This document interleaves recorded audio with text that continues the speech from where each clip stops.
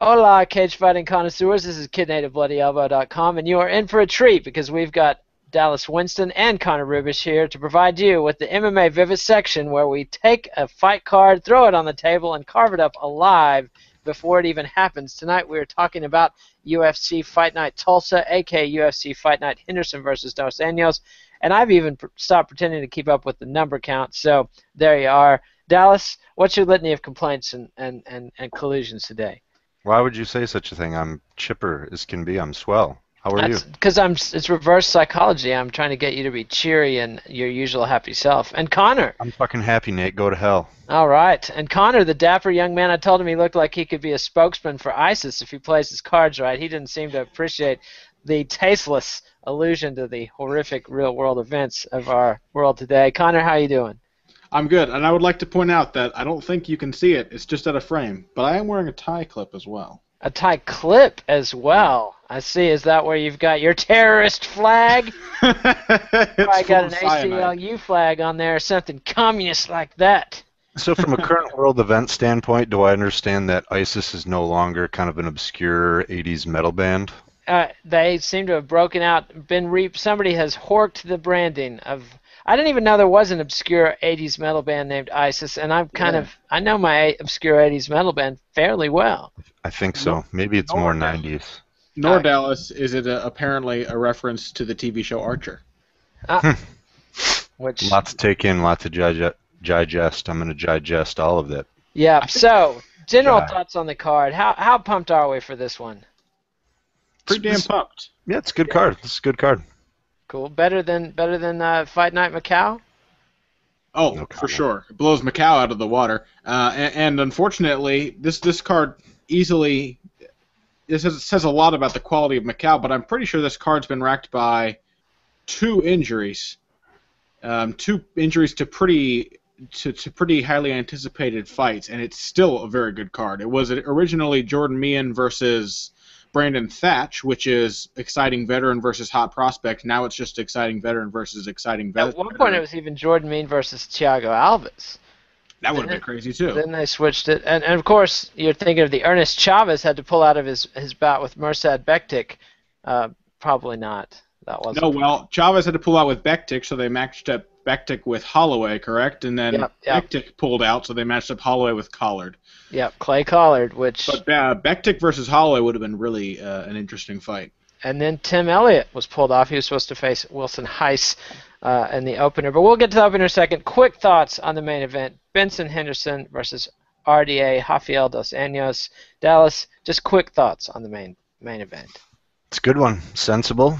A lot of respect to RDA for, man, not only just hanging around, but now he's, eking back up towards the top of the contender ladder. So that should be a good one. And Connor, your thoughts on the main? Yeah, I agree. I think that Dos Anjos can't really hang with a grappler as dominating as Khabib Nurmagomedov, but he can definitely hang with somebody who is a little more inconsistent with his grappling game, like Ben Henderson. So it should be an intriguing matchup. I see, I see. Well, let's get right to it. First up on the preliminary UFC Fight Pass card, reminder this will be happening Saturday evening, North American time. The Macau card will be happening early in the wee small hours of Saturday morning from Macau. And if you're a traveler, rich millionaire playboy like many of our viewers, Tulsa or Macau, I know they're pretty even on the amenities there culturally. So, the fight card might be the deciding factor where you fly your private jet this weekend. So here we go. Flyweights, Wilson Heiss, former world jiu-jitsu champion and longtime Bellator contender at bantamweight against Joby Sanchez. Thoughts on this one, Connor? The UFC continues their trend of giving people UFC status simply for beating Antonio Benuelos, is what I gather from this one. That was Joby Sanchez's last fight, was a knockout, a rather corner stoppage finish win over Antonio Benuelos, and the last three people to beat Benuelos: Alptekin Ozkilik, now in the UFC, Josh Sampo in the UFC, Bibiano Fernandez. Not quite, but that's probably for other reasons. Should Well, be. Sean Shelby's probably a lot like me. He's like, I've heard of Antonio Benuelos. This guy beat him. Let's get him on the menu here. So, thoughts about the fights proper. Is Sanchez going to be overmatched against the Brazilian Jiu-Jitsu fireplug of Wilson Heiss? Probably. This is one of the ones that I think we can easily just say until we see more from Sanchez, there's really no reason to go into it. Heiss is the safe bet. I wouldn't bet on this fight based on that, really, so I guess it's not a safe bet. But Heiss is the lazy bet, so I'm going to go ahead and say Heiss just by virtue of UFC experience. All right, and Dallas, your thoughts on this scintillating matchup? Sanchez is kind of an interesting addition. Actually, I didn't realize all the fighter pullouts that you guys mentioned, but the replacements are fairly interesting. The other one is Collard versus Holloway. That should actually be a big firefight. So Sanchez is a Jackson Winklejohn guy, and he's a black belt in, I believe it's pronounced Kajukenbo, which is karate, judo, boxing, and Kempo karate. They're the ones that fight, that have the events in Japan with the face gear, right? And some, I believe the guy that fought Hoist Gracie in UFC 2 was a student of that. Kudo or Daikoju. No. Yes, Daiko Judo. My bad. And Connor, we apologize for Connor's camera. We are sending him a brand new HD camera as fast as Dallas Winston can get off his ass and get it in the mail. So. In real life, I look slightly less fuzzy than this. So. It's not so much that you're fuzzy; it's that sometimes you get larger and then more fuzzy, and then you snap back. So it's kind of like what I look like in real life, though. That is exactly what I look like. For the shocking minority of our viewers that are on bath salts, it's quite the trip, I'm told. So, Snorting bath salts. You say shocking minority. Are you implying that more of our viewers should be on bath salts? No, I'm not saying it's not enough of our viewership that's on bath salts. Kidney. Denigrate gambling, but promote shooting up bath salts. I didn't promote. I'm more shocked than anyone at the number of enthusiastic bath salts users that seem to be drawn to the show. It's an epidemic. It's a rising epidemic. Yes. Take notice. All right, so you're picking Heiss too, Dallas? Well, I'll probably pick Heiss, and he's a jiu-jitsu whiz, but his wrestling is actually really, really good. But I think that Sanchez is going to be a better striker, even though Heiss isn't bad there at all. If he gets on the ground with Heiss, he's in some serious trouble, and I think that will eventually happen. But I wouldn't be surprised to see Sanchez cause a lot of problems for him on the feet. They said, I believe, that he was a New Mexico Junior Olympic standout, or maybe even a champion in wrestling. So Sanchez, I don't even know what that means, but well, it's not. I don't know much about that, but I think that coming from the UFC, that's probably safe to ignore. Could be. Cynical words from Connor Rubish. I'm shocked at your jadedness, Connor. I don't know. Is he a Golden Gloves champion too? You know what I mean? I was scared of Golden Gloves champs when I was in high school. Come on. I got wrestling, knocked out by a Golden Gloves champ, so I have respect for that. I got knocked out by a guy who went to jail. You don't hear the UFC bragging about that either. So, anyway, the odds makers agree with our panel. They've got Wilson Heiss pretty heavily favored, anywhere from minus 274 all the way up to minus 340. So, Joby Sanchez is a pretty big dog at plus 210 all the way up to plus 260. Question for the panel: should I start reading the worst odds first? Should I say from plus 260 all the way to plus 210? As long as you give the range, I don't, a low and a high, I'm happy. All right. Well, that'll have to do. All right, and now a fight we are pretty pumped for. And I got to admit, I'm a mark for Wilson Heiss, although he inevitably disappoints me. This flyweight move is probably his last shot, and it just seems like the old mediocre striking plus top control. Not super. I mean, he's a really, really excellent jiu-jitsu guy. It's just his MMA jiu-jitsu is not of the super, super lethal variety that you really need in modern MMA to get the subs. But that brings us to Bloody Elbow's own Killer B. Welterweight Ben Saunders is taking on Chris Heatherly in his UFC return. The prodigal son returns from the wilderness, and I, for one, am very excited to see Big Ben. Dallas, you want to go first? Yeah, always excited to see Big Ben. It's impossible not to like the guy or get up for his fight. So I don't know a ton about, Heatherly. He did lose to Alex Garcia, who's also on the card later on, but he did get a submission win over Dakota Cochran. I get the vibe that he's a little bit more of a submission grappler type of guy, but I think against, Ben Saunders, the whole trick is his length and his height. And if you're a grappler, that's even tougher, because not only do you have to get inside and, spend a split second unhinging a punch, you have to get your hands on him, keep your hands on him and try to do, work your specialty from there. So I think this would be a classic case of long, lanky, deadly Muay Thai winning. And Connor, your thoughts on this one? I've got to agree with that. It's not that Heatherly's a pretty solid fighter. It's not that he's completely outmatched here. For as much as we love Ben Saunders, he's got holes that can be exploited in his game. In fact, I think Heatherly may well have been the RFA champ or fighting for the title in the welterweight division had he not got called up to the UFC, because he just beat Dakota Cochran not long ago, and I think, if I'm not mistaken, Cochran is now fighting for the RFA championship.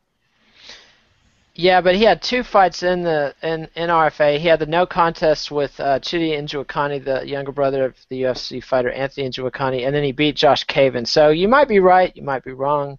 He could be contending for the title. He's a pretty, he's a top regional fighter. Beating Dakota Cochran's no joke. Beating guys like Josh Caven, not beating. I was going to go without making any Dakota Cochran jokes until you said it's no joke, and I just got to point out this guy's nickname is Stumpy. So I just wonder if Dakota gave him that nickname or not. Anyway, that's long story short, Ben Saunders, hopefully by some spectacular knees and high kicks and all that stuff he does so well. Yes, and remember when he gave the guy the hematoma that was like the size of a fanny pack? It was a thing of beauty. Anyway, that would make a hematoma even more embarrassing. Interesting size reference of all the things you chose. Fanny pack. I jog on the Town Lake Trail here in Austin every morning, and I count. And your fanny pack chafes your hips. Well, only because I've got a 357 that barely fits in it, and it's either the because you can't be too careful these days, it's an open carry state, so I'm a concealed carry guy, but fuck it. See, that's gangster. I always would have went with a shoulder holster, but fanny pack in your 357. Well, 6 months ago I saw this homeless guy with smelly dreadlocks who was later arrested for sexual assault. You could smell this guy from 15 feet away. And so ever since then, I feel like the whole trail feels more comfortable if they know Kid Nate is not only jogging, Kid Nate is packing. See, so, that's strapped. That's some see that guy justice. jogging in the pink shorts? He's packing. I mean, the 357, I won't even have to take it out of the fanny pack. I'll just have to turn the fanny pack to point towards the suspect. I mean, anyway, but that is an intimidating fanny pack. It is scary. So anyway, so the fanny pack jokes, that's the source of them. And so Wikipedia and Sherdog seem to disagree about the fight order, but I'm going to stick with Wikipedia here. I got to read the fight odds. My bad. Look who's professional. Ben Saunders, heavily favored, minus 350 all the way up to minus 378.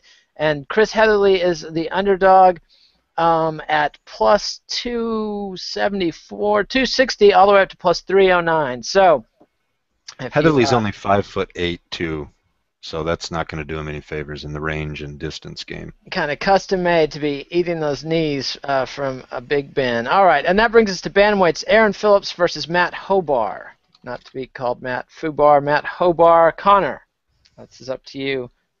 I feel bad saying this, but I'm afraid that until he proves himself, it's going to be impossible for me to not think of Matt Hobar in the way that I thought of Vince Pichel after he got smashed by Rustam Havilov. You know what I mean? Pichel got crushed by Havilov so convincingly and so quickly that, I can't think of him as a winner until I see him win. Same thing with Hobar. Hobar got absolutely starched and beaten from pillar to post in his fight with Pedro Munoz, which is a fight that Pedro Munoz desperately needed, but it wasn't exactly the UFC debut that I'm sure Hobar was hoping for. But once again, I mean, we've got a pretty clear-cut case of, to my mind, a guy with. Well, I don't know, man. It's not like Phillips. Phillips doesn't have the vast experience advantage, but Hobar just seemed to be so unathletic, so completely overmatched by an opponent who was able to go in there and be explosive and move like a UFC-level athlete.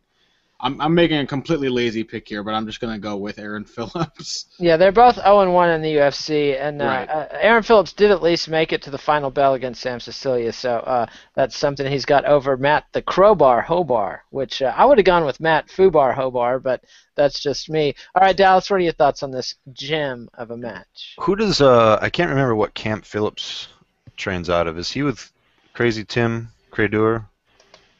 out of Louisiana, maybe. Let me pull up. His nickname is The Model, and it goes well with this scrunchy face he's making in his weigh-in pick. He trains out of Gladiators Academy. Which does Yeah. appear to be with Tim Crater. Yeah. So further to what Connor said, it is tough. Hobart got starched right off the bat, but he kind of didn't look comfortable. He was using angles, but not really like effectively. For the most, he would angle, circle, circle, circle, but then once he went to engage, he would come forward in straight lines, and he would kind of use some up and down movement, but leave his hands low. I mean, Munoz tagged him, I think, twice before the big enchilada that finally finished him. But not just because of that, but actually Phillips looked really good, I thought, in his debut. This is the guy that Goldberg, I'm not coining this phrase, but he was calling him the young Machida. He's a black belt in Taekwondo, and I don't remember his jiu-jitsu belt, but it was decent, better than blue, maybe purplish somewhere in there. And he looked really good, and Cecilia is a very tough introduction into the UFC. He did a lot of little things that were more signs of having experience. He went with the Sakuraba Kimura counter when Cecilia had the rear waist cinch. So he actually, I thought, looked very good. So I'm going to pick him both because Hobart looked a little shaky, and I thought Phillips had a real impressive debut. If I was one of those responsible investment counselors on MSNBC, I would put a little siren on the cam right now just to alert gamblers that Matt Hobart is heavily favored, and our panel disagrees. So this might be your chance to make a fortune, mortgage the house, take out a lien on the car, bet everything. That's not what I'm saying. I'm just saying someone could say that. Matt Hobart, not heavily favored, but favored, minus 210 all the way up to minus 225. Aaron That's Phillips, odd. Again, the pick of our scientifically expert panel is the underdog at plus 175 up to plus 186. I'm just betting nobody's paying a great deal of attention to this fight. And that brings us to lightweights Beneil Dariush and Tony Martin. Connor, you can talk about this one first. This is one of the fights in the prelims that I think I'm looking forward to the most. This is a very fun stylistic matchup. Dariush is the guy with, of course, the decorated jiu-jitsu background, who looked insanely balanced as a mixed martial artist when you expect him to come in as a submission artist, and instead he knocks out Charlie Brenneman. Knocked him down and then submitted him, but badly beat up Charlie Brenneman on the feet, which, is not the world's greatest accomplishment, but Charlie Brenneman's been around the block, and that was only the 7th fight for Dariush. Then, of course, he comes up against Ramsey Nijem, who now looks better than he ever has in his career, and more or less got his ass whooped all over the place. Then we've got Tony Martin, who really held his own and almost submitted Rashid Magomedov, which is a hell of an accomplishment in its own right. Magomedov is no joke, and to go in what was only his maybe 9th fight, and his UFC debut as well, and hang with Magomedov, who was an M1 champion, if I'm not mistaken. I mean, these are two guys who have easily already outperformed themselves in their very short careers. They've already kind of outperformed their expectations. Exceeded expectations is the yes, phrase. Exceeded their expectations at this point in their career. So whether or not that means they've jumped up too soon, I can't really say, but them being matched up against each other, I think, is a very smart matchmaking move on the part of this lightweight, so Joe Silva. Yep. And Dallas, your thoughts on this? I want to point out Dariush is 25, which I'm a big believer in young talent having a lot of potential to grow and improve. But I think he might need to move to. He trains with Eddie Sanchez and Eric Apple and those cats, Gladiator MMA. He might want to move to a bigger camp to really peak. But Dallas, what are your thoughts on this? I think Martin is relatively recently at American Top Team. I don't know if he's been there his entire career, but that's definitely a pretty big training camp advantage for Martin. Yeah, I would agree there. And Dallas, your thoughts on this?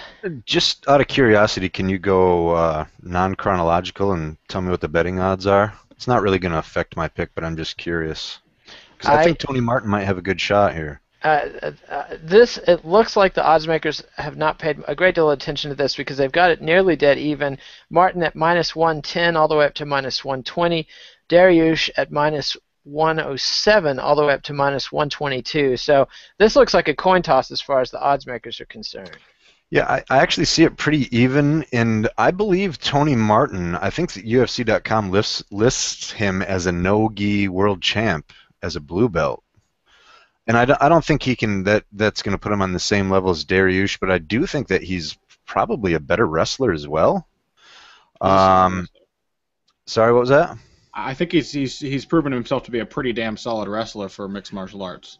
Yeah, and good striking and transitions too. And I do think Dariush was, I mean, he blew everybody away with his striking, especially in his debut. But I think Martin is a little more technical and kind of, what's the way I want to say, a little safer, meaning he keeps everything tight. He doesn't do anything too risky, but that pays off on the defensive end. I guess I maybe will lean towards Martin here. But Dariush is the kind of like explosive, fiery guy. He's got a lot of aggression. But I think if Martin can stay tight on his feet, stay compact with his combinations, and either sprawl and brawl or uses wrestling carefully, maybe hit a takedown but don't get buried in too far and then eject, and that's a little bit risky too. But I think what I'm saying is I think he will probably have kind of the 2-to-1 edge in skills, meaning wrestling and slight striking advantage over Dariush's jiu-jitsu. So close one. I think I'm going to lean Martin on this one.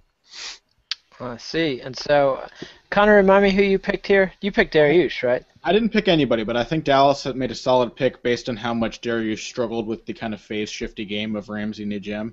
That really seemed to be what got him off his game. And Charlie Brenneman, of course, cannot strike and can only wrestle and submission grapple. So that was why Dariush, I think, was able to knock him out. So I'm going to go with, to me, which kind of feels like an underdog pick, but maybe a little reverse recency bias at play in the odds. That's some fancy terminology there. Well, Dariush was knocked out so recently, whereas the most recent performance from Martin was a competitive one with a very solid Eastern European fighter. But all that aside, I'm going to go with Tony Martin as well.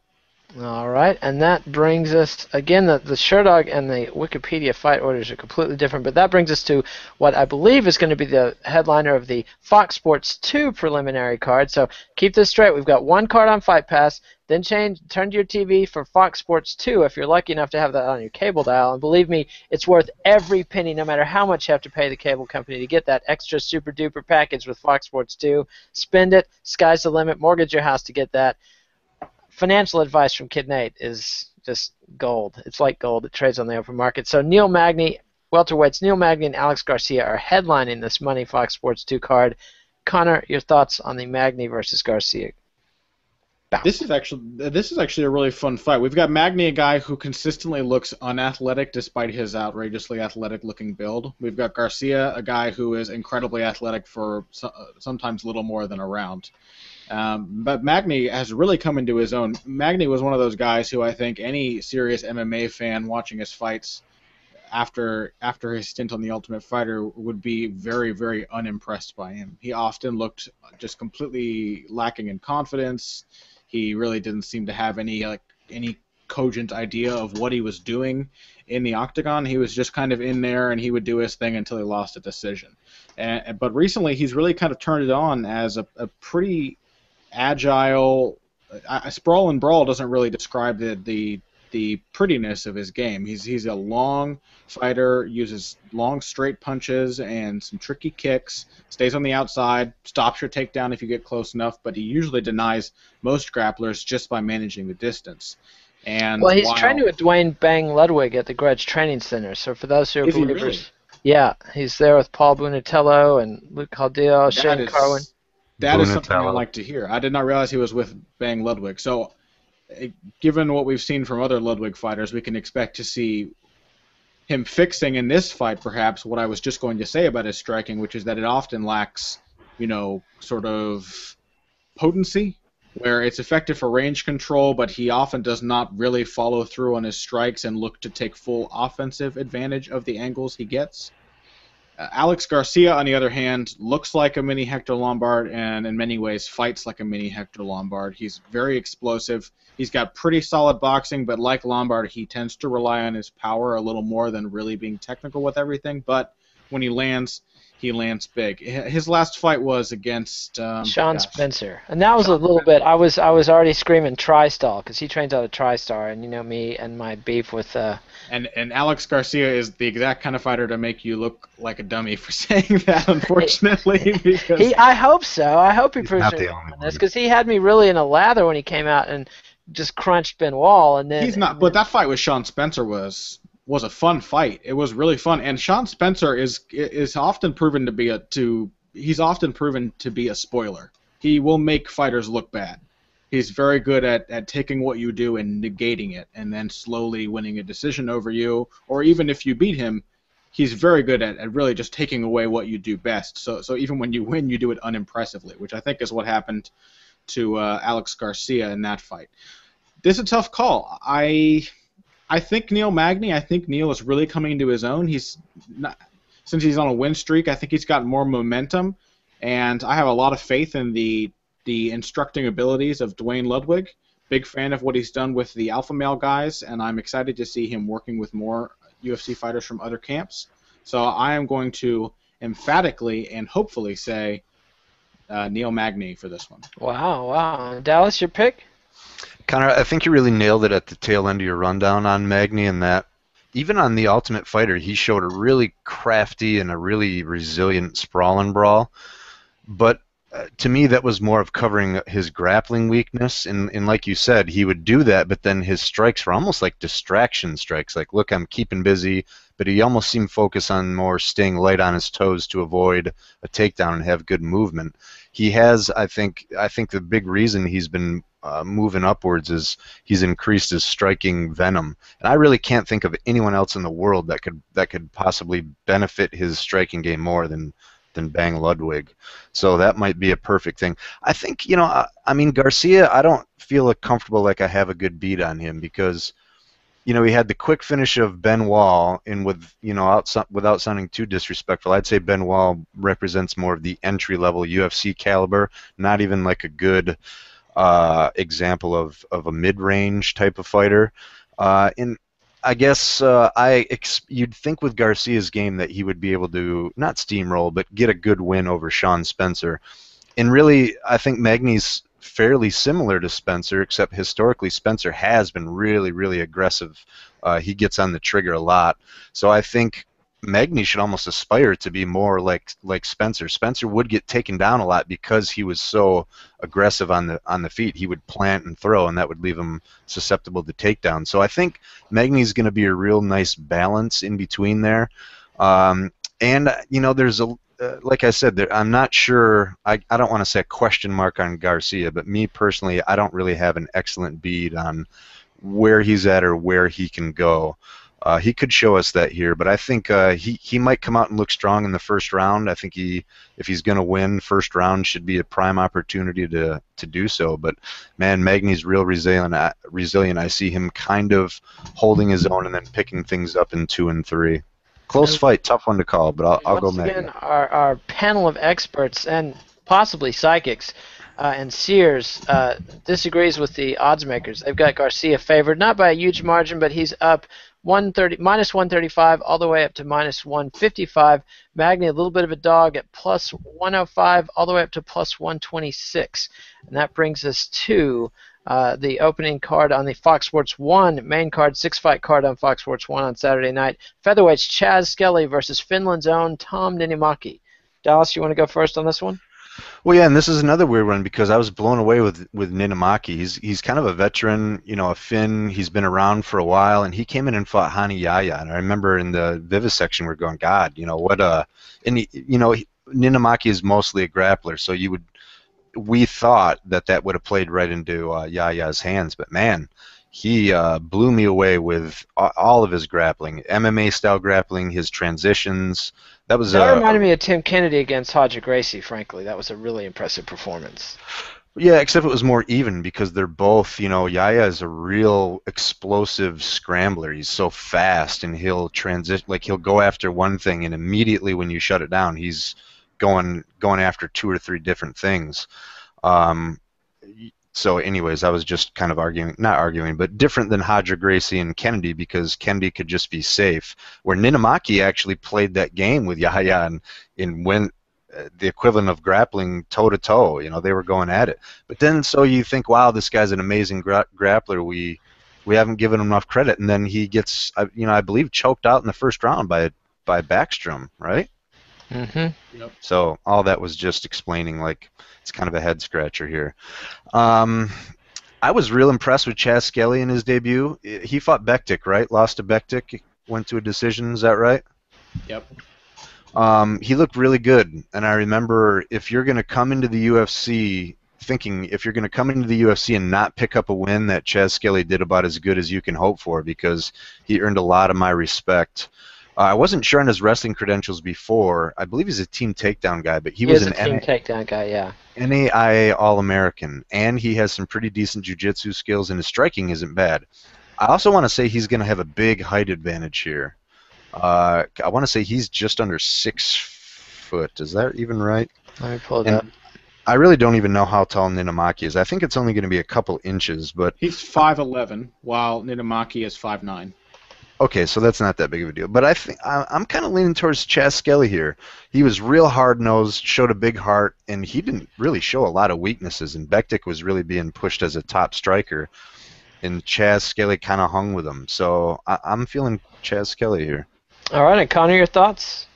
I think this is another fight in which, with Ninamaki against Backstrom, I think most of us, not knowing Backstrom very well, expected Ninamaki to kind of steamroll him with his grappling, and we saw that while Ninamaki is an exceptional submission grappler for mixed martial arts, he may struggle with guys who really just throw everything at him and can shift between phases and really mix things up. He kept Ninamaki on his toes, Backstrom did, and even though Ninamaki looked to have the advantage even up to the time of the win, he just couldn't handle the fact that Backstrom was ready to knee him in the face and immediately jump on a choke, regardless of, Ninamaki's same kind of careful attention to detail. He didn't go for the proper position or anything. It was very much a Sakuraba-style submission where he just jumped on the submission and grabbed it and got it. Turned a rear naked choke into a bulldog choke and finished it nonetheless. So Ninamaki seems to kind of struggle with real mixed martial artists. The unfortunate thing there is that as much as I like Stephen Wright, the striking coach at Team Takedown, some of the takedown guys seem to struggle a little bit with blending their grappling and their striking. They seem to be either kickboxing or wrestling. And while most of them are decent kickboxers and good wrestlers, because all those guys come from strong wrestling backgrounds, and of course they've got who's the jiu-jitsu coach over there? Mark Lyman. Yeah, they've got Mark Lyman over there as the jiu-jitsu coach, so they've got top-notch coaching all around. All of them, including Johnny Hendricks, sometimes struggle. Perhaps they need a phase-shifting coach. I wonder who would be ideal for that. They may need an MMA coach, because Stephen Wright is a kickboxing coach. I mean, that's what he does. He does a podcast on kickboxing. He's worked with Tyrone Spong and people like that. He coaches kickboxing. And so maybe they do need somebody who's an MMA coach to kind of drill the combinations. Hey, quick question. Sorry to interrupt you, but Mark Lehman, like the old Cobra Kai Jiu-Jitsu guy? Yes. How'd you miss that? They mention him on like almost every broadcast. Team Takedown is his team. He started that team. Lehman's a pimp on too, the man. coaching side, but I think it was started by investors who were looking to make money in MMA. Yeah, but Lehman's philosophy was take accomplished wrestlers and teach them mixed martial arts. Yeah, and then he found He's good at it. Yeah, he is, and they've found some good investors. Now, I'm kind of a believer in the program. I think it was up in the air until Johnny Hendricks won the title whether they would ever make money on their investment. But at this point, it should be paying for itself with the Johnny Hendricks. You didn't notice his voice in Johnny Hendricks fights, Dallas? No, I'm not hardcore enough I should, because I remember Mark Lehman has got to be the most frustrating person to be in your opponent's corner, because all he does is spoil the shit that you're about to do loudly and obnoxiously. So he's like, he's going for the Kimura, Johnny! He's going for the Kimura! Like, all he does is just ruin what you're thinking about doing before you do it. Lehman's a great coach. He had a couple one-liners that really stuck with me. He, on The Ultimate Fighter one, I don't even remember which one, but he just made the statement as a coach, underhooks win fights. And I remember thinking, wow, that's a pretty, bold and broad statement, but man, I mean, there's a lot of truth to that. What was that, Connor? Johnny Hendricks, arguably beat GSP almost solely because of his underhooks. I mean, he hit him with a big punch, but in the grappling, GSP could not out-wrestle him. All about that underhook. All the team takedown guys use the underhook pretty effectively. Yeah. Anyway, I'm going to say that I've got to go with Ninamaki here as much as I would like to see Chaz Skelly win. I think that Skelly would perhaps be, as a grappler himself, somebody who cannot quite blend things super well, will be a little too tempted to get into a ground exchange with Ninamaki, and we've seen before, as with the Hani Yahya fight, that's not a good idea. Ninamaki has existed on the European regional circuit for a long time as a top submission grappler. So I'm going to say Ninamaki, and it could perhaps be a late submission. Though I would like to see Skelly win. I think he's got a lot of upside as a prospect. All right, playing both sides of the street. And Dallas, your thoughts? I thought I already... Is this the same fight? Yes. Yeah. See, but I was just going to add, I do think Skelly's biggest concern is submission in like the pure jiu-jitsu tech of Ninamaki. That's a big risk for him. All right. And the odds makers. The reason I was interrupting, because I could tell you were about to start to talk, and I was more concerned with keeping control than actually keeping up with what was happening on the show. So my bad there. All right. Tom Ninamaki is favored by the odds makers. They've got him anywhere from -130 all the way up to -150. Chaz Skelly, a bit of a dog, at +100 all the way up to +118. And that brings us to James Vick and Valmir Lazaro, lightweights. And Connor, you go first. Oh, don't give me this one. Oh. Just get it over with fast, son. It's a fight. It's happening. It's actually a pretty Prove solid. I'm already running up against opposition. It's the least entertaining matchup on the main card by a long shot. In fact, it's one of the ones I'm least interested in on the entire card, which is no disrespect meant to these guys. And Vic, of course, has a pretty solid win in his last UFC fight against Ramsey Nijem. So, yeah, he seems to have potential, but he's also only got 5 professional fights. Lazaro's got more fights and a whole lot of knockouts, which is something that I actually like to see from fighters. No, from fighters before they come to the UFC. I always say this, and this seems like a bit of a prejudice. I guess it is, kind of, but when I see somebody with lots of submissions on their records, those are the guys that often struggle once they get to the UFC. The people in the UFC are so good at killing pure submission stylists these days. That's part of the development of the sport of mixed martial arts, that pure grapplers, guys who focus on winning by submission, rarely can hang even in the low levels of the UFC. Whereas guys with knockouts, that means that we see guys, if you want to say can't be taught. Well, the importance of defensive grappling and big knockout power can be displayed by my guy Robbie Peralta, who I'm not a fan of. As I've said before, I don't like his ugly style, but look how effective it's been. Tons of people have tried to grapple him, and he doesn't even know how to grapple, and he still knocks out most of his UFC caliber opponents. So, submission grappling just doesn't really hang these days unless you have a whole other bevy of skills to go with it. So I'm saying that Lazaro looks promising just by having regional circuit, and Shooto Brazil is a high-level, and Jungle Fight are high-level regional circuit promotions, but a lot of knockouts in those records. And actually, now that I look at this, I'm more interested in this matchup than I was before because I realized that Lazaro is from Novo União. So, not a bad fight. I'm going to go with Lazaro because I like to see knockout artists coming up through the ranks. And Vic looked pretty good against Nijem, but Nijem also looked pretty terrible for a while. So there you go. And I would call that a rule of thumb or a maxim. It's a lot like the Bill James, the baseball sabermetrician, noted a long time ago. Guys with strong fastballs tend to have longer careers and are able to pick up curveballs and knuckleballs and sliders and different things as they go in their career. If you've got the physical tools and the raw power, you've got more options. I see Dallas making faces at me, but... Well, it's a funny story because at first I thought you were making a reference I didn't understand, but Saban, I remember playing him on some like Nintendo game. He was the pitcher. Thanks for clearing that up for our viewers who are not familiar with the... I think that's actually a very good comparison because the fastball is clearly, you got a strong arm, you can throw a fastball, and we've got, I think a lot of knockouts is evidence of serious athleticism.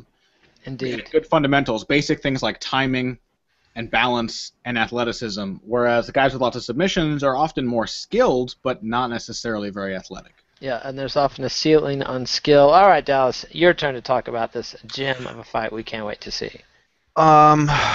Well, Lazaro, I believe, started out as mostly a boxer, and he's mostly a striker. And he fought a lot in Shudo, but I don't believe he was the Shudo champion. But he did finish Chris Wilson via strikes. Chris Wilson, former IFLer and UFCer, really, really tough dude. He's one of those guys that no one will probably remember or talk about, but he was a really scrappy dude, the professor. It's pretty late in his career, but it says, kind of like what Connor's saying, if you can knock out Chris Wilson, you're not just some chump coming off the regionals. Am I the only one that was kind of shocked with the way Vic beat Ramsey? Yeah. I was the only one? No, I was also shocked. Yeah, that was really surprising. And so Vic is another guy, kind of blended in on The Ultimate Fighter, but I don't know. He's hanging around right now. Does anyone know what his actual, martial arts background or wrestling background is? I know he's 5-0. I can't remember who beat him on the show, but either way, I guess if anyone wants to find that or whatever, just chime in. But I'm tempted to pick Vic because I think this is one of those where having a little bit of UFC experience, I think he's going to have to work hard for it. It's not going to be pretty, and I think Lazaro is going to be the better striker. I'm not sure, and it's not like Vic is some dominant, he gets his hands on you and you're going down, but he's a good wrestler. He's an athletic dude, and he's really scrappy. I kind of, am I wrong? Hasn't his stand-up kind of come along a little bit too, and not that it's like A level. But he's Team Lloyd Irvin for his jiu-jitsu background. Yeah, I just saw that. Is he still Team Lloyd Irvin? Because that makes this an easy anti-Vic pick. Yeah, that's. I do not know. I do not know the answer to that question. I wouldn't hold that against Vic. No, I don't hold it against him, but it does. I think from just a purely pragmatic reason, what we've seen in the last year or so since the Lloyd Irvin scandals broke out, largely due to our own Brent Brookhouse's tireless reporting efforts, and also the massive, horrible crime that got him on the cover of the Washington Post. Horrible alleged crime. They were acquitted despite video evidence and a sickening jury decision. But the Lloyd Irvin used to have a lot of resources to try and send his guys out to Alliance and San Diego and other things. Everybody else has pretty much parted ways with Team Lloyd Irvin. And so that leaves them on their own to get training solely at the Lloyd Irvin camp. And some people think Lloyd Irvin's a 3-card money guy, even with the jiu-jitsu level, and not even what he claims to be. I think he's very good at jiu-jitsu, but I think there's probably an element of resume inflation there as well. So he's a bit of a charlatan, I think. I would say that yes. If you look up charlatan in the dictionary, and don't sue me, Lloyd Irvin, because SB Nation's got lawyers, and you don't want to bring that case. We would. You really just called Lloyd Irvin's lawyers out. I did, because the SB Nation lawyers have smacked them around and sent them on their way. So call anybody out of the show. No one listens to this show. You can call we're an hour in. I think I could probably challenge Vladimir Putin to a fist fight right now, and it'd be just fine. With that revelation, the ideal outcome in this fight is that Lazaro wings a gigantic right hand, and Vic falls out of the way, and Lazaro's right hand goes through the links of the fence. And the Lloyd Irvin. Nah, that's over the line. That is over the line. The man's never been convicted. So just to conclude my pick, I'm going to take James Vick, and it's just because Lazaro could come in and blow everybody away, but he just hasn't been tested with kind of like the gritty, fairly good wrestler type that I think, that Vic style is going to embody. Yeah, I know, but I don't think it's always fair to say, the top guys at Nova, Nova Uniao has like 9,000 fighters pretty much. Yeah.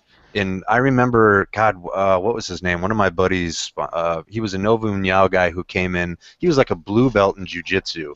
He was a striker and judo guy, and everyone didn't know about him. They're like, well, we know Nova Uniao. They're all black belt grapplers, and this guy was like a beginner in jiu-jitsu. So, but I mean, at the same time, if a camp deserves credibility, it's Nova Uniao. But I'm going to kind of lean Vic kind of in the show me stage with Lazaro. It's his first UFC fight. Let's see, and nobody's mentioned his nickname, the Texecutioner, which I find to be darling. So, the odds makers like Vic as well. They've got him favored. Joey Beltran is scoffing right now. There's a classic rivalry there in the making. All right, they'd have to do some weight class shifting. But minus 145 all the way up to minus 160. Volmir Lazaro at the underdog at plus 120 up to plus 140. And that brings us to Clay Collard and Max Holloway in featherweight action. And Connor, are you as stoked about Max Holloway's return as some people are? I am. I was not that impressed by Max Holloway when he fought Dennis Bermudez, even though he did hang with him, or when he fought Leonard Garcia. Those were all action fights, but to me, when I'm looking at a striker who's exciting, I'm also looking to see is he exciting because he gets his ass whooped and wins regardless? Is he exciting because of the holes in his game that allow his opponent an endless buffet of chances to hit him? We often see that with Frankie Edgar fights, and I've recently come around as a Frankie Edgar fan, so even that can't completely preclude me liking a person. But Holloway seemed to be somebody who was fun and exciting, but not necessarily a technical polished and master. effective. Yeah, not necessarily effective. Just kind of throwing things out there for the sake of throwing them out there. His win over Andre Fili really, I think, probably kind of for like a lot my of people. commentary on this show. But anyway, go ahead. I'm probably in the same boat as a lot of fans, but his win over Andre Fili really helped him turn a corner with me because he really seemed to have a clear idea of what he was doing against Fili, and Fili is a tough fighter that Dwayne Ludwig coaching plus the alpha male training partners, the submission grappling, the wrestling background with that camp. He's probably one of the hottest prospects in the UFC right now, and for Holloway to handle him the way he did says a lot about how Holloway is developing as a mixed martial artist. He's going against a guy in Clay Collard who is solid but more or less underwhelming. A lot of decisions on his record recently as his level of competition has stepped up, including a split decision over another alpha male guy, Justin Buckles, a few years ago. So, yeah, that was a win, but... they went 1-1. Buckles beat him the first time. Oh, okay. Oh, yes, I see that. And Buckles submitted him with the guillotine choke, Team Alpha Male Special. I sound like Mike Goldberg. Regardless, I've got to go with Holloway here. He's got a lot of momentum now after that win over Fili.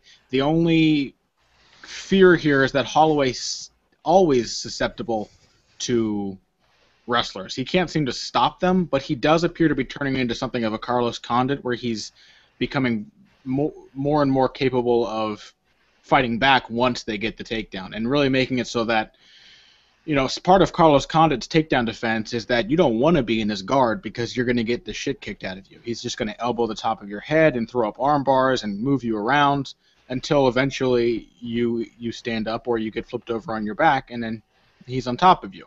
So Max Holloway is turning into exactly that kind of fighter. I think we will see more development out of him than we did last time. He seems to be progressing very quickly and gaining confidence as he does. So I'm going to say Max Holloway. All right, and Dallas, your thoughts on this one? And I'm going to be giving you the premature wrap it up because Connor talked too long. So I'm punishing you because Connor's wearing a tie. Well, no, that's okay because that was a really good breakdown, and I agree with all of it. My only difference is that I was really high on Holloway ever since he came in because he was a kid. I mean, wasn't he like 13 years old when he came in? I think he was the youngest UFC fighter when he came in. And he had only fought in the Hawaii, like the X1. I think he was 4-0. He's a featherweight, and they brought him in on very short notice to face Dustin Poirier, who was, top 10, arguably top 5. Wait, I said that wrong. He's a featherweight. Yep. What weight class is Holloway? Feather or Phantom? Feather. I thought he was out of his weight class, but either way, so same weight class, but a guy with 4 fights, a young little whippersnapper coming in against Poirier, got armbarred, but after that, man, he looked really good. And to really hone in on what Connor said, because I was kind of squinting, I didn't know how to describe it, it was obvious that Holloway is extremely technical, but it was almost a little more like training technical or gym technical. It wasn't quite attuned for a fist fight. And because there's no question, I mean, for a kid that young to come in and throw his hands the way he did and then start to add in spinning back kicks and show some takedown defense, there is definitely a level of skill that was, I think, really apparent for his age especially. He's still only 22. Yeah, so wow, that's for shocking. 4 years. And he actually came down from lightweight. Your memory is correct that he did change weight classes, but he was coming down when he moved into the UFC, not moving up. Gotcha. Okay.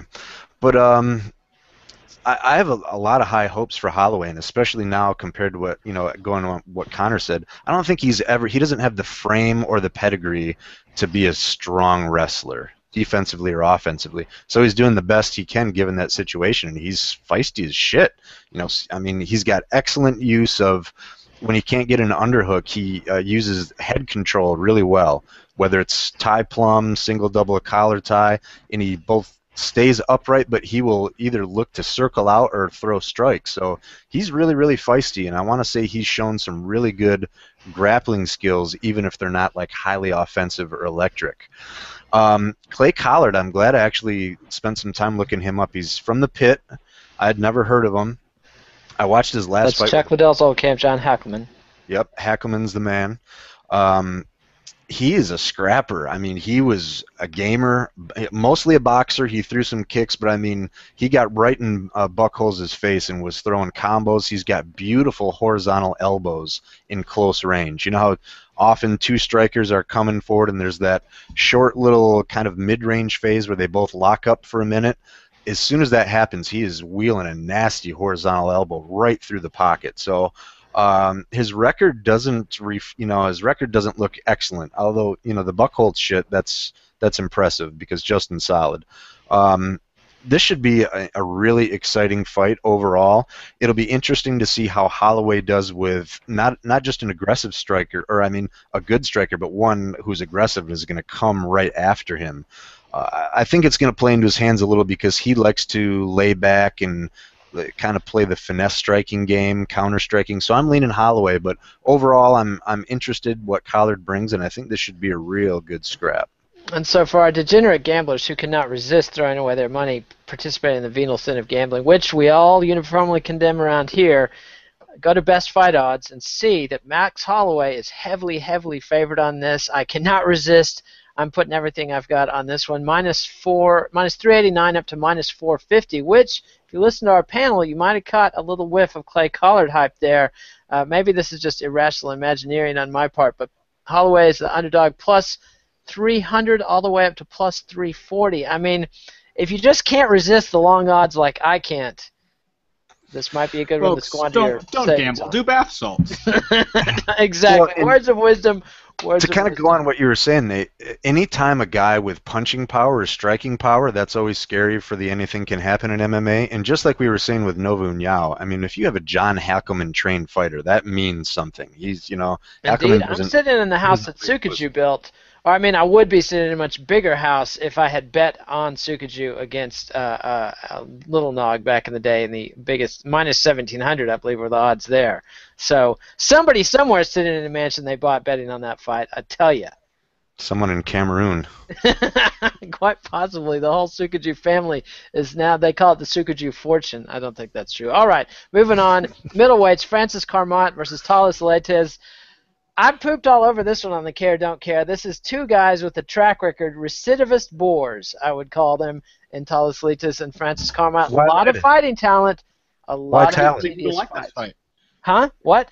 I can't believe you don't like this fight. This is one of the ones that I'm looking forward to most. Well, why is Talis Leites recidivist you born? remember UFC, the time he fought Anderson Silva and Yeah, butt but scooted? that was years ago, but I've got a long memory. I'm not going to argue about it, but that one fight against the greatest middleweight still in the world, that in which the greatest middleweight in the world was also he could have Chris Liebman'd it, and we would still be watching those highlights today. So, that's actually, what I did a saying. bunch of photoshops. They were kind of funny back then of Silva in the fight doing crossword puzzles while Leites was trying to clinch him up and everything. I don't put that on Talis, though. I don't want to call him a boring fighter by any means. Well, we'll go on and talk about this fight. He's also come a long way since that. He has been improving his game. I do have to give that. But I never forget a grudge. Talis always surprises me because his striking is mediocre, but he makes it work. He has good takedowns. They're all from the clinch, and I always think, how is he going to take this guy down? And he always does it. He's got excellent jiu-jitsu. What's the size difference in this one? Because Carmont, I don't hate him as much as everyone does. I think they're probably similar because Leites is pretty long and tall. He's actually Carmont. I want to say Carmont's a couple inches. 2-inch height advantage. Oh, is that all? Yeah. And a and this identical reach. That's according to Wikipedia, so it could be off, but 2-inch height advantage for Carmont, same reach. Lightus has long arms for his frame. I guess so. You know, this is one where I just don't know. I'm probably going to lean Lightus because, he's more well-rounded. Although if Carmont uses, it seemed like for a while he used his length so effectively against really good wrestlers. Maybe that was the Tom Lawler fight, because I expected Lawler to finally get inside on him, take him down, and not talk about a boring fight. That was I'm pretty gentle about that, but Carmont was really bad in that fight. I'm actually surprised he even won that fight. So I don't know. I could kind of talk over the ifs and ands, but really I think if Lightus gets him down, he's going to at least win the round, if not submit him. Carmont's been kind of back and forth. He's shown the ability with long, rangy kicks in boxing and his takedown defense. In shades, yeah, he could definitely beat Lightus, but he would have to do that consistently through all 3 rounds. That's what's going to tip me for it is Carmont has to be bulletproof. If he lets Lightus get in the danger zone once, he's got to keep him out of there nonstop. So I'm going to go with Lightus on this one, but I would not be surprised to see Carmont. It would probably have to be ugly.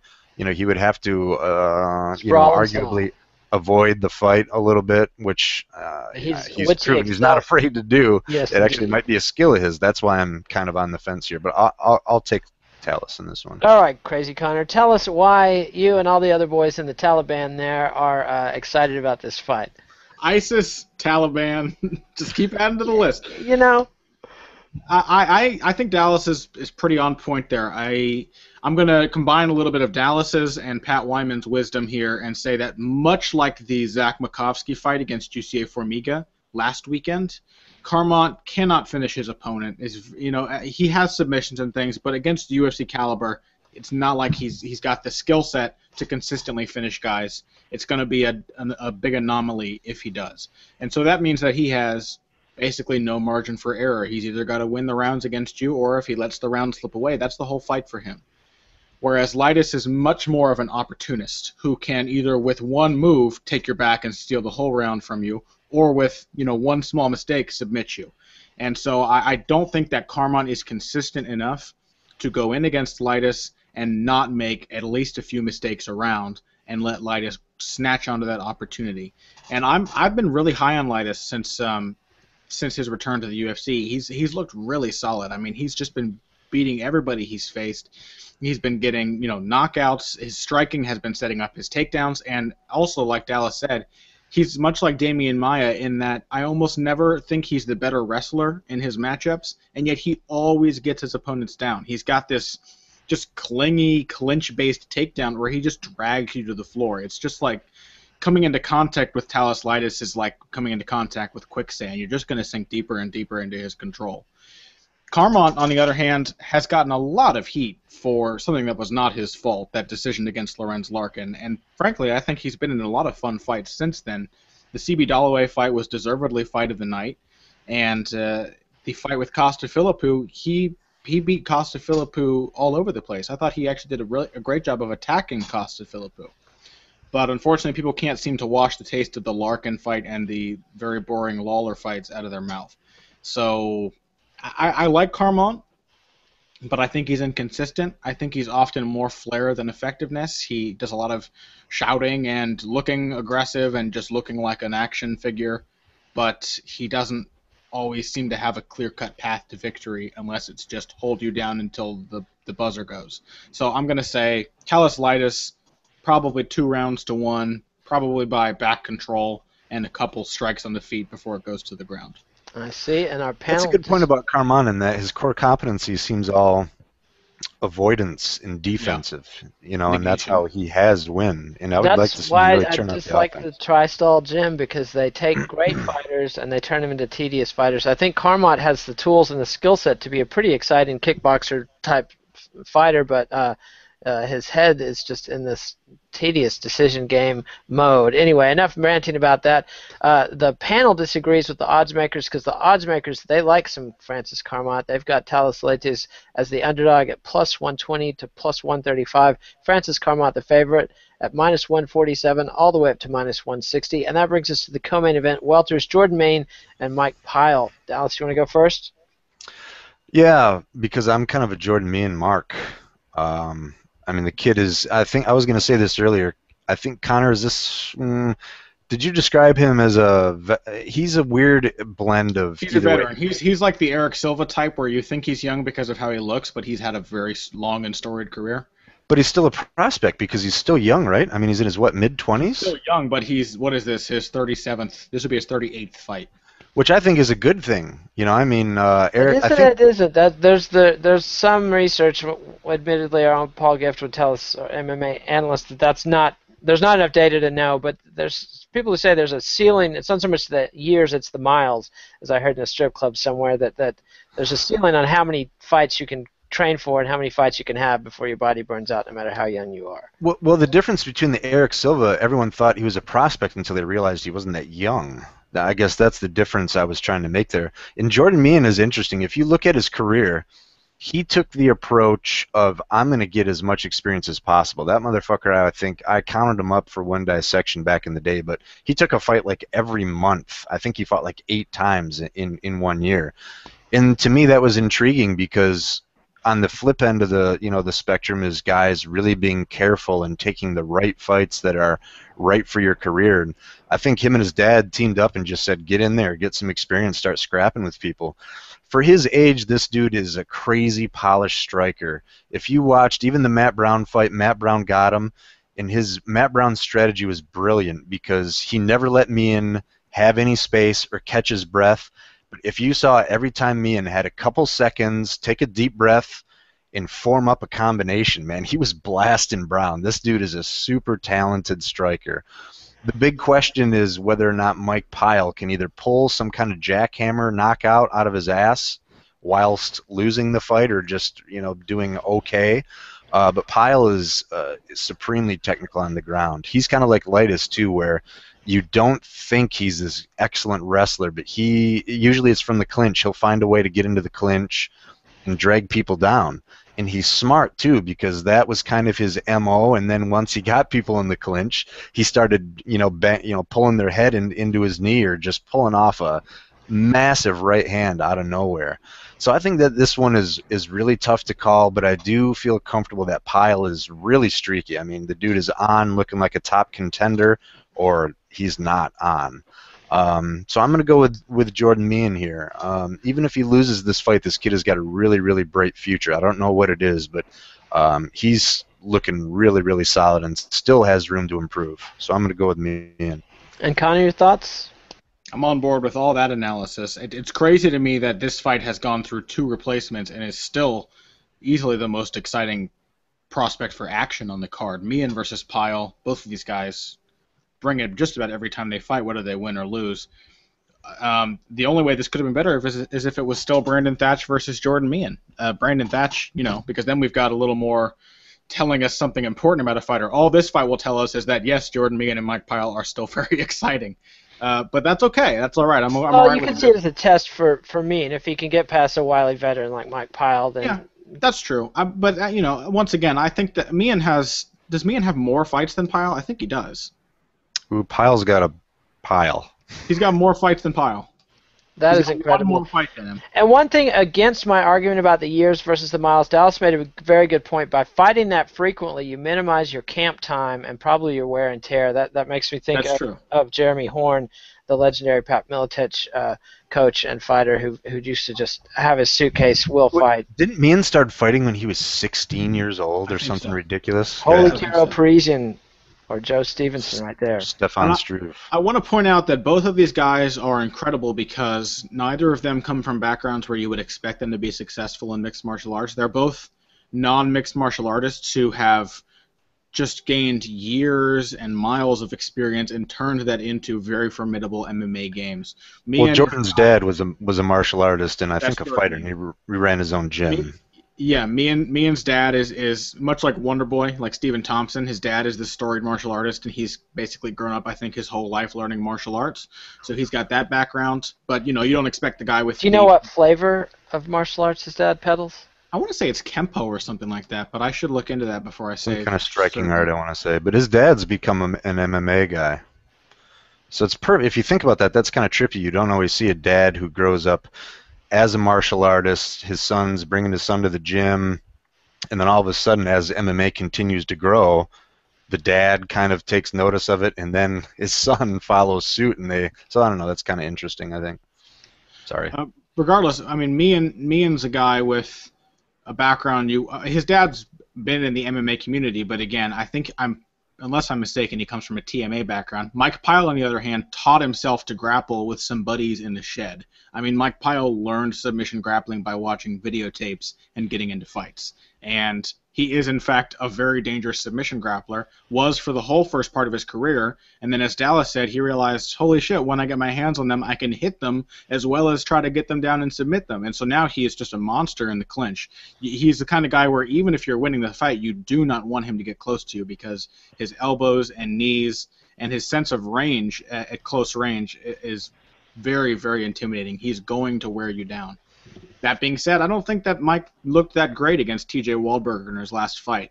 He had an awesome third round, but Wahlberger was competitive with him, and I think I may have actually had Wahlberger winning that fight. Most people don't agree with me, but Wahlberger was landing a lot of kicks, and Pyle did not seem to know what to do with them.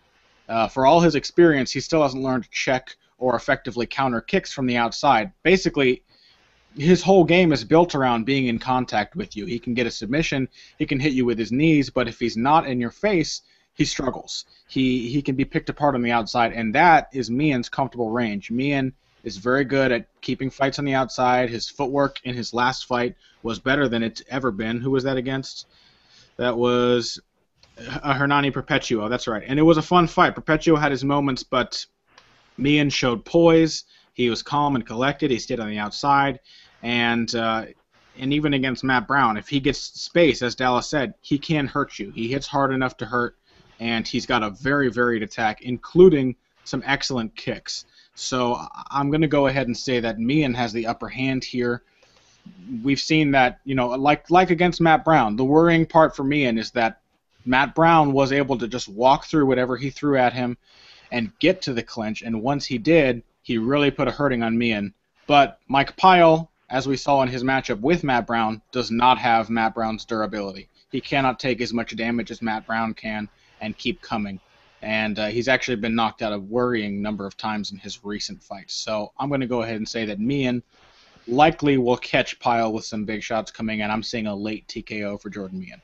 Yeah, I like that analysis because the years, man, 38 years old is pretty old to be fighting in MMA, and Mike Pyle's been doing it for a while. So the odds makers, they like some Jordan Mean too. They've got him favored from minus 219 all the way up to minus 240. Mike Pyle, the underdog, pretty much from plus 176 up to plus 195. And that brings us to the headliner, former UFC and WEC champ Benson Smooth Henderson. I didn't even notice that his nickname was Smooth until Eugene made a joke about it on Care Don't Care, and then the commenters jumped all over me for not knowing that. That's just one of those nicknames I just do not. It's just like GSP being called Rush. I do not accept that. I did not hear that. That did not happen on my planet. Anyway, against Rafael dos Anjos, never a champion, never quite a contender, hanging around the fringes of the top 5, top 10 in the UFC for a while, but he's lost the big fights when he's had the chance. This might be his last chance to turn it around and get back into title contention. Who wants this one first? Connor. I think you've picked me first in just about. Now we're whining about going first. Okay, I'll go first. I'll go first. No, I'll take it. It's fine. Dallas. I know you're really excited to talk about this, and I don't have a long one, so. I don't have a long one. Go, Dallas. Dallas, go It's depth of analysis, Dallas. This will be mine will be pretty quick because to me the way I look at Benson Henderson is do you remember when he came into the UFC and beat those 3 contenders, Bocek, Guida, how aggressive he was? I mean, he was going after, like tearing into people, clinching up, threatening to, attack the hips, change levels, and then just throwing nasty elbows. And then when they're on the ground, he was going after shit. I mean, just punching the hell. And it seems like he has gotten really, really complacent. Once he was the champ, like in a lot of those fights, it kind of reminded me of the Carmont Lawler fight where he just kind of laid back and said, you got to beat me now. Now I'm up here. My status is up here. Come and get me. And then he did more neutralizing of them and sprinkled in enough offense to win, if that makes sense. I've said in the last couple of Vivisections that I would really like to see the other Ben Henderson back, like the really aggressive, hair flying, elbows flying everywhere. But the reason I walked you down that weird path was because I do think the more conservative Ben Henderson is going to serve him well against Dos Anjos, because Dos Anjos is always, unless he changes up his style, I would call him wisely aggressive. He doesn't get too carried away, but he keeps the pressure on. He keeps coming at you. And, from that standpoint, I do think that Henderson's going to be better off playing off his incoming aggression, because Dos Anjos, I don't know if he can stand up and beat him. He's got more fiery, explosive striking, but it's not quite as efficient and stable, meaning he might have his moments or land a few shots, but overall I see Ben Henderson, especially if you bring some of those kicks back, seem like he's kind of gone away from those, that even though RDA might get in some shots, that it's likely Henderson will win the round by at least a small margin. So I think RDA is going to want to come in and make it more of an overall mixed martial arts fight, i.e. clinch up, get more takedowns. And if Bendo does that defensively, I think that that's going to work out pretty well for him. So even though I'd kind of like to see him be more offensive, his more patient, we'll say, and maybe more mature style, I think is going to be a nice fit against Dos Anjos. So I'm going to take him here, but not exactly 100% confident. All right, and Connor, anytime you say no sell, I believe that certain disreputable element of our audience is going to be hitting the glass pipe. So when you talk about Ben Henderson... That glass pipe full of bath salts? I never said any of that, and I don't approve of any of that sort of do not. Kids, if you're on the crock, stop shooting the crock. If you're on the Bed Bath & Beyond... If any of our readers were in Liberia where they recently mobbed an Ebola clinic and stole the sheets, set those fucking things on fire. Do not put them in the cradle. That's how you get Ebola, ladies and gentlemen. See, it's a public service show here at the MMA Vivisection. Connor, it's up to you. Well, I don't know how to follow that. That's a great lead-in, isn't it? So, Connor, talk about fights now. Ebola. So, Ebola, yada, yada. Connor, you carry it from here. And don't say no sell more than, a responsible amount, because people are hitting the pipe. I don't really know. I got to say, my experience with bath salts is pretty limited, so I don't know how many hits is safe. I would say none. None hits is my recommendation. But put them in the tub and have a relaxing soak like my grandmother did. That's what I say to use with bath salts. Tub is code word for pipe, everyone, or bomb. All right, Connor. I'm going to go home and get soaked. Can no sell the offense of RDA to the point that the Tulsa judges will be overawed and award him a decision?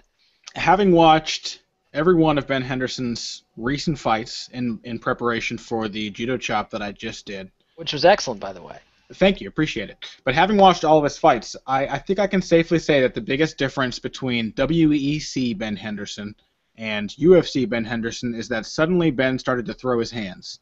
And that is why so many of his fights started to be exciting. We saw him physically dominating people with his grappling and submitting them, and that made it exciting in the WEC. But I'm trying to think of a nice, clear way to approach this. But I think that the recent boring Ben Henderson is actually kind of a return to early career Ben Henderson, where he's just kind of comfortable doing his thing. And now he's at a level of competition where he can't catch people in the submission, but he's also better than ever before at no selling, the offense of his opponents, and you know what I mean? So much of Ben Henderson's game is just built on sheer confidence. Just the appearance that nothing you do bothers him. Like, he will kick you in the body, and you will catch it and kick him twice in the leg, and he'll just stare at you like you're a moron. He'll brush his hair back while you're holding his leg after catching it. You can't. I was just going to say brush his hair back. Just one point. Yeah, he's just. I mean, it's just they're even completely unconscious gestures. If you take him down and he shoves you off and gets up, he's already like shrugging his shoulders and wiping his hair out of his face. He just looks too cool for your effects to possibly be bothering him. He's like the Fonzie of MMA. Yeah, it seems silly to say that those are the reasons that he wins fights, but both for the judges and for the opponent, because eventually the opponent starts to believe, holy shit, I cannot hurt this guy. Like, nothing that I do is working, whereas Ben himself hits pretty damn hard. He's got about, half of his weight in, a third of his body weight in each of his legs. And so when he flings those things into your ribs or into your calf, it really hurts, and it moves his opponents. Even if you block his kick, you're going to go stumbling around, whereas when most normal-sized lightweights kick him, nothing happens. They just kind of rebound off of him. So this is also something that I noticed that kind of explains Ben's submission game, because you were talking about his early UFC fights, Dallas. When Ben came and fought Jim Miller, that entire fight was him getting caught in submissions, slowly escaping, and then just punishing Jim Miller for even thinking of submitting him. And it seems to me that Ben Henderson's game on the ground is also kind of built around confidence. He never really feels threatened. And so when he gets caught in a submission, which he often does because he's got such a wild scramble-based style, and he's not a risk-averse fighter. He will jump into the fray without any thought for self-preservation. But when he gets caught in that submission, whereas most fighters would tap, Ben knows that most subs can be beaten just by sheer patience, slowly wiggling your way out, refusing to give in, and not freaking out. You know what I mean? Not increasing the intensity of the scramble, just waiting. Now you're free. Smooth. Yeah, being smooth, right? And so unless he's fighting somebody like Anthony Pettis, who is completely prepared to throw on the submission and not give it up and immediately crank it, he can get out of those attempts. It's very difficult for your average UFC fighter, or even your average. Well, top RDA 10. is somebody who's, I would say, an above-average UFC submission artist. Where do you think? How does So is his Jim game? Miller. So is Jim Miller. You know what I mean? True. But Miller's a little more methodical, I think. RDA kind of has a ball-to-the-wall approach sometimes. I think you're right. I think that's going to be the interesting dynamic here is whether or not RDA, whether or not it goes to the ground, and whether or not once it does, RDA can throw up a submission or catch a submission and actually follow through on it, because Ben is so good at negating everything that his opponents do. If Dos Anjos goes for an aggressive approach and can stay collected, I think he can probably catch Ben in the exchanges. But I'm all over the place here, but I want to say that I think I'm starting to realize that Ben Henderson's recent slew of less interesting fights is more because of what his opponents have been doing to him than because of the way that Henderson chooses to fight. Because in his early UFC fights, those were all guys who thought they were close to a title shot.